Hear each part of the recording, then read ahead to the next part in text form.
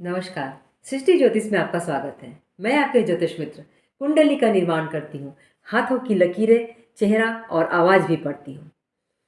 वास्तु और अंक ज्योतिष के छोटे छोटे टिप्स लेकर चली आती हूँ आपको समझाने। आज मैं आपको सामुद्रिक शास्त्र के संबंध में बतलाऊंगी। यदि सामुद्रिक शास्त्र में आपके चेहरे की बनावट को हमको देखना हो तो हम किस प्रकार से देखेंगे। आप स्वयं भी अपना सामुद्रिक शास्त्र के आधार पर बनावट देखकर अपना ग्रहों का शुभ अशुभ ज्ञात कर सकते हैं। सबसे पहले हमको ये जानकारी होनी चाहिए कि कौन से ग्रह का प्रतिनिधित्व शरीर का कौन सा अंग होता है। सबसे पहले हम प्रारंभ करें चेहरे से। शरीर की सारी चीजें, सारी ऊर्जाएं सकारात्मक और नकारात्मक चेहरे पे आकर समाप्त होती है। चेहरे पर आपके शरीर के सभी अंगों का प्रभाव दिखता है। यह 9 ग्रहों को किस प्रकार पहचानें।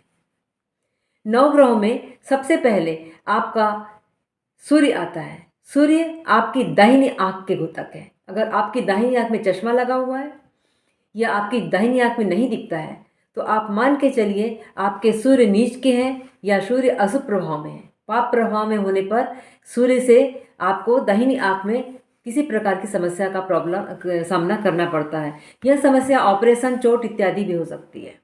अगर आपको ऐसा लगता है कि बचपन में किसी बच्चे की दाहिनी आंख में बार बार कोई समस्या आ रही हो तो आपको सूर्य के उपाय कर लेने चाहिए।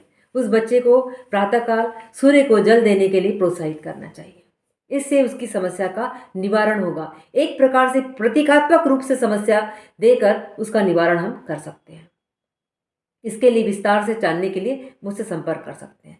दूसरी, बाईं आंख आपकी चंद्रमा का घोतक होती है। बाईं आंख में यदि कोई समस्या है या बाईं आंख से आपको कमजोर दिख रहा है या बाईं आंख में चोट इत्यादि लगी हुई है तो आप मान के चलिए आपका चंद्रमा नीच का होगा, वृश्चिक राशि का होगा, पाप प्रभाव में होगा या पाप कर्तरी योग के साथ साथ कहीं ग्रहण दोष में फंसा होगा।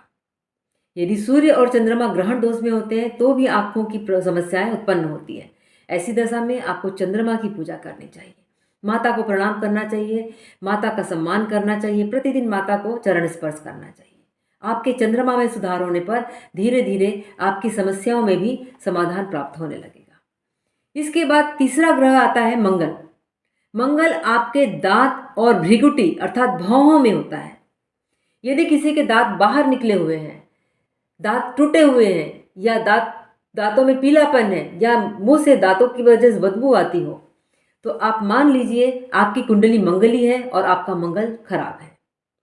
इसके साथ ही साथ यदि आपके भ्रिकुटी के बाल उड़ गए हो या आपकी भ्रिकुटी इस प्रकार की ना होकर किसी प्रकार से डिस्टर्ब हो, बीच में कोई कटाव आ गया हो, कोई चोट लग गई हो तो आप मानिए ये चोट आपको निश्चित रूप से मंगल के कारण लगी हुई है और आप मंगल के ग्रह की समस्या के समाधान करने से आपको समस्या से निजात मिलेगा। मंगल ग्रह का समाधान करने के लिए विस्तार से जानकारी के लिए आप मुझसे संपर्क कर सकते हैं। आज हुए 3 ग्रह, बाकी के 6 ग्रह अगले एपिसोड में मैं फिर आऊंगी इसका द्वितीय तृतीय पार्ट लेकर। तब तक के लिए नमस्कार।